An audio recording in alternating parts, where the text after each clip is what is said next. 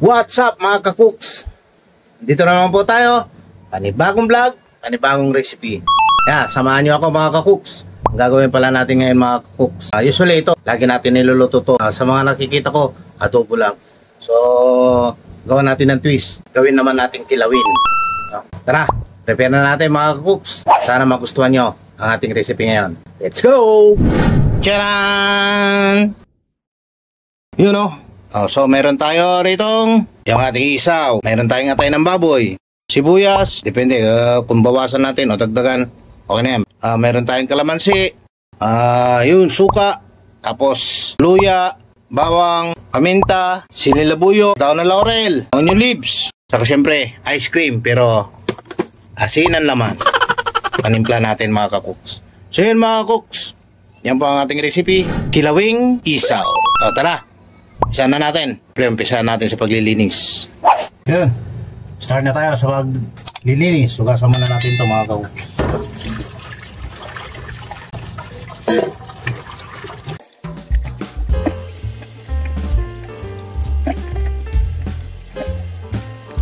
Yun, okay na yung atay. Set aside na natin mga ka-cooks. Kasi ibang ano yung paglilinis nito.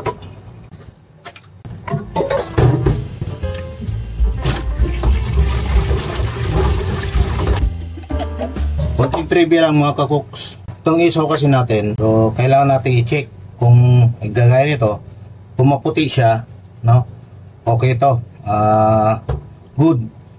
So kailangan hanapin natin yung kulay green, kasi yung kulay green mapait yun mga ka-cooks.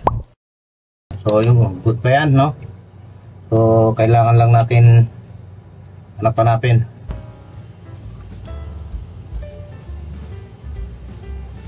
Yun, same. Ayos pa.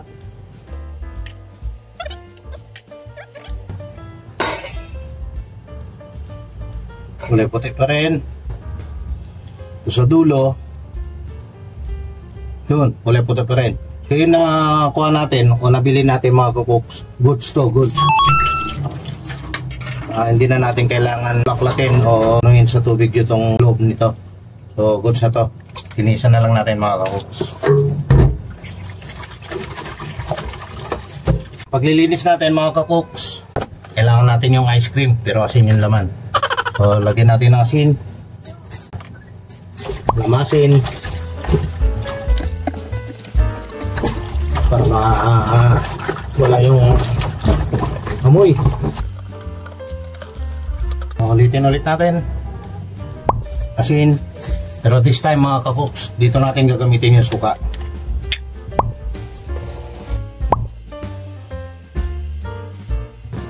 Yan pa natin asin. Pero tayo naglalaba mga ka-cooks. Gagawin lang natin ng gusto mga ka-cooks.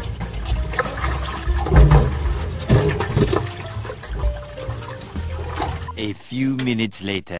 Para masatisfied tayo, pwede naman nating amuhin. So yun, goods.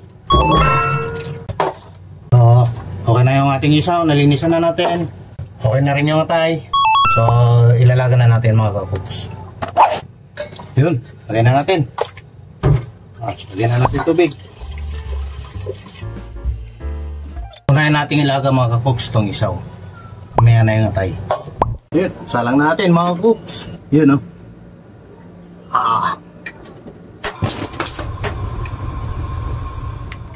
So, lagyan natin ng ano yan mga cooks. Lagyan natin ng asin, magic sarap. Lagyan natin ng lasa, paminta. At yung daon ng laurel. Dito na rin natin ilalagay mga cooks yung bawang. So yun mga cooks, pakuluan na natin. Ayun, habang pinapakuluan natin yung isaw, prepare na natin yung ating mga sangkap. Sibuyas.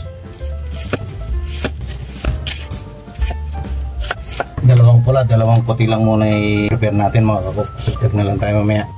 Yun, salatan.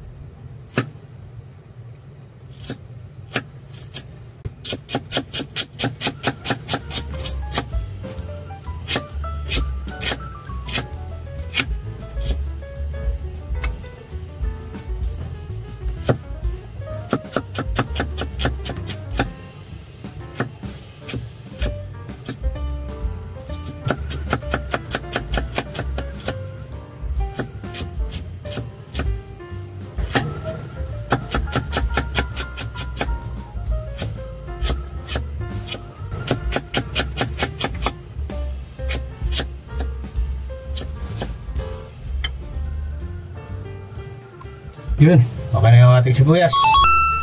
Medyo maraming sibuyas, mas masarap. Next natin, luya.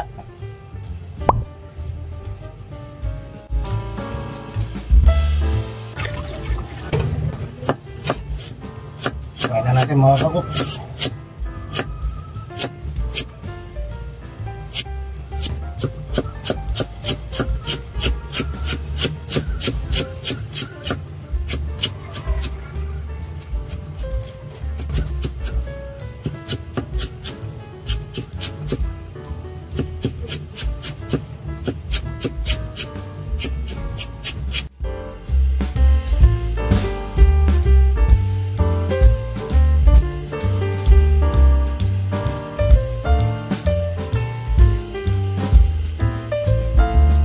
Goods na yung ating luya. Lagyan natin pampasarap. Hindi lang para makakain si editor. Serve na natin at kulang pa ng pang ano.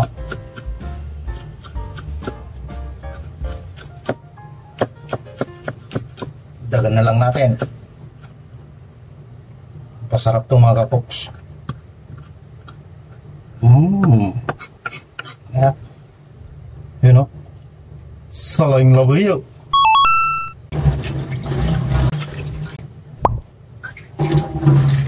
Tumingin na natin kalamansi. Kasama na natin.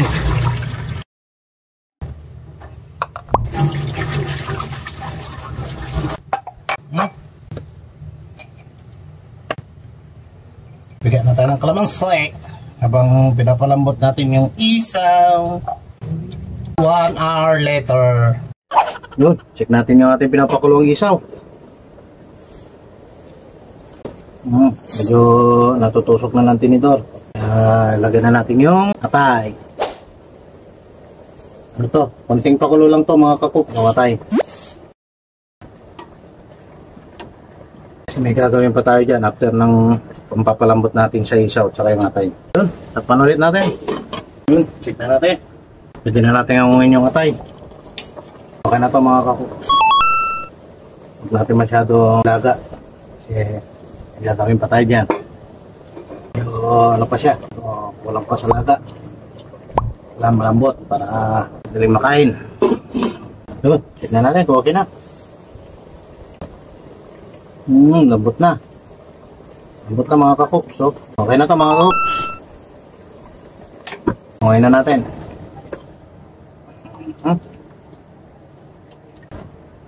Yeah. Yun, next natin mga kakuks. Prito natin konti. Sa konti mantika lang. Painitin muna natin yung ating pan. Yun, lagyan na natin. Konting-konti lang. Yun, prito na natin mga kakuk.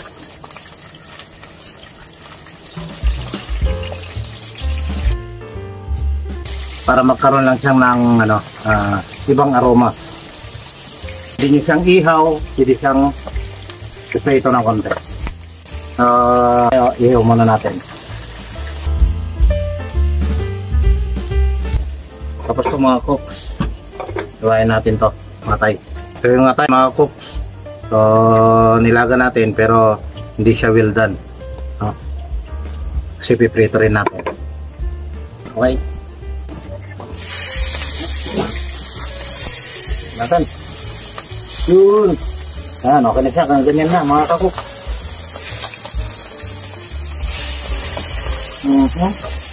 Set lang natin ng konti yan. Takpan natin ulit. Tignan natin. Pwede naman mo eh. Yun, okay na mga kakuk.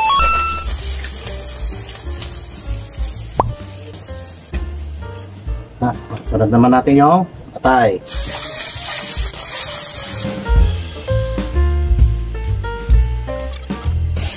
Yun o. Wow, takpo mga kakuk.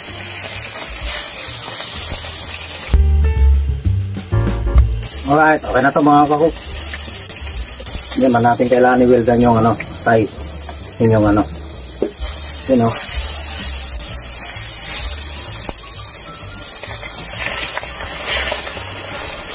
Yun, tapan natin ulit. Okay. Yun o. Parang inihaw lang. Inihaw na pinirito.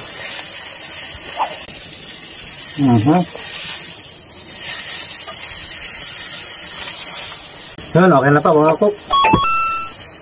Lamigin na lang natin bago natin hiwain. Ayun.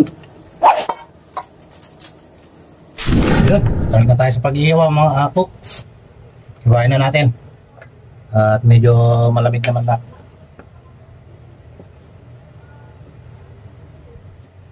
No, sakto lang. Ayun, okay na yung atayin mga kukuks na. Ito. Tayo sa isaw. Naiwa ko na yung iba. Hindi kasi nakuha na ng video. Ito mga cooks. Kasama sa isaw yung bulaklak. Sa Ilocano, balutak. Baka sa Ilocano rin yung isaw, unseng.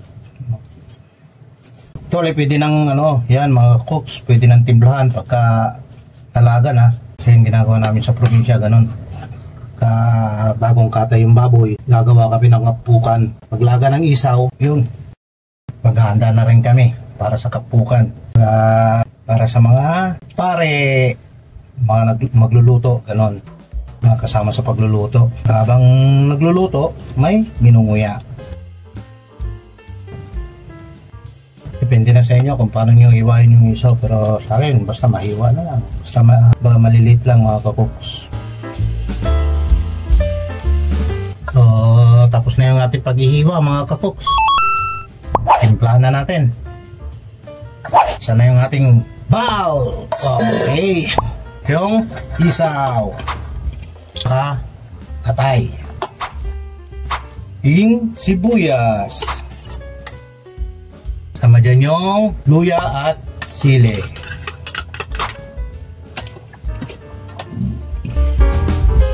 Sama natin ang paminta. At yung kalamansi natin piniga mga kakuks. At pangasim. Nilahat na natin mga kakuks. Kasi pag medyo mas maasim, mas masarap. Lalo na pag pulutan. Pulutan, ulam. Diba? Pwede siya. Tikman muna natin. Kasi kanina, naglagay na tayo ng mga asin doon sa naglagaan natin. No? Para ano natin kung tama na yung timpla.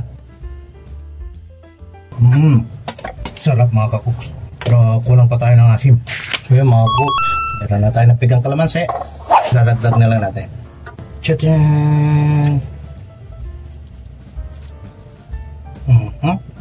Paghalo natin dito mga kakuks, kailangan pigat-pigat natin para yung kalamansi mag-spread. Tikiman tayo ulit. Tikim mga kakuks.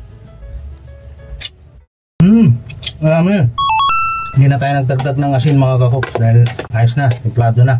Okay na yung timpla natin doon sa paglaga kanina. Ayun, ito na yung ating kilawing isaw. Tadaan! Saan magustuhan nyo mga kakuks?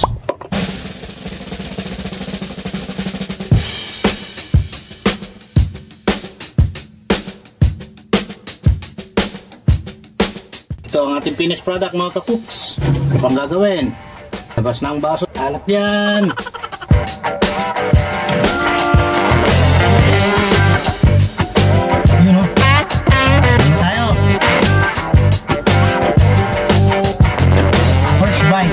Sili.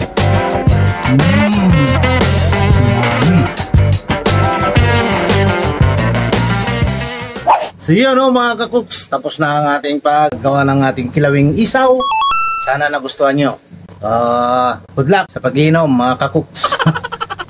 Masarap na pulutan to. Ayun mga kakuks, sa mga hindi pa nakakapag-subscribe dyan, subscribe na kayo. Saka like and share na rin mga kakuks. Sa susunod natin pagluluto, sana nandiyan pa rin kayo para panoorin ako. Salamat po. God bless. Ingat po tayo lagi.